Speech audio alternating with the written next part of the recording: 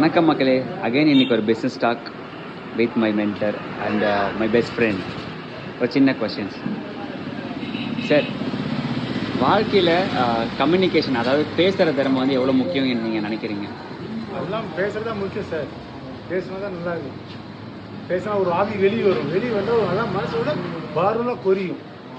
மனசுக்குள்ள எவ்வளோ பாரம் இருந்தாலும் அது பேசினா எவ்வளோ கொரியும். டென்ஷன் ரிலாக்ஸ் எல்லாம் பேசணும். சரி, நீங்கள் உங்களுக்கு 50 ஏஜ் ஆக போகுது. இப்போவும் நீங்கள் கஷ்டப்பட்டு ஒர்க் பண்ணுறீங்க. ஒர்க் பண்ணதான் உங்களுக்கு டயர்டாக நீங்கள் ஃபீல் பண்ணலையா? நோ நோ நோ, ஒர்க் இருந்தால் தான் டயர்டு இல்லை. ஒர்க் இதெல்லாம் டயர்டு. ஒர்க் இருந்தால் ஹெல்த்தி.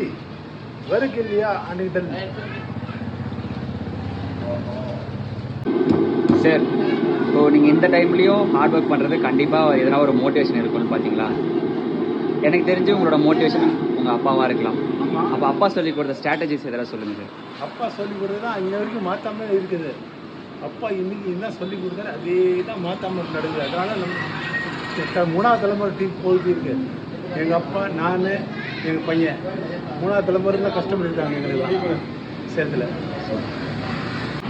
Hi sir.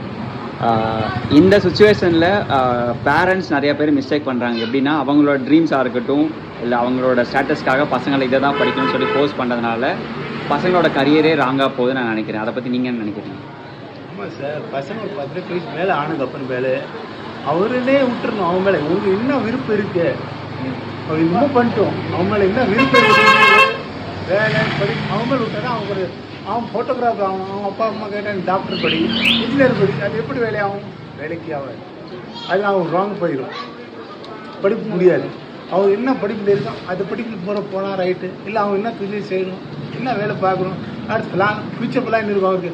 நாங்கள் ஏன் வேலைக்கு போகணும், ஏன் அப்படி ஏதோ ஒரு நல்லது செய்யணும் தனியாக. அது மாதிரி விட்டா தானே.